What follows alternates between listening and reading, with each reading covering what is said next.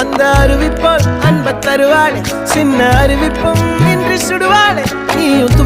தும்மிடி ஆயுசு நூறாக என் உயிர் உன்னோட பத்திர சொத்தாக என் பார்வை உன்னோடு உன் பொம்மை கண்ணோடு பேசாமல் விண்ணோடு நாம் மிதந்து போவோம் காதாரா அடியானாலும் நான் தாங்க மாறோடு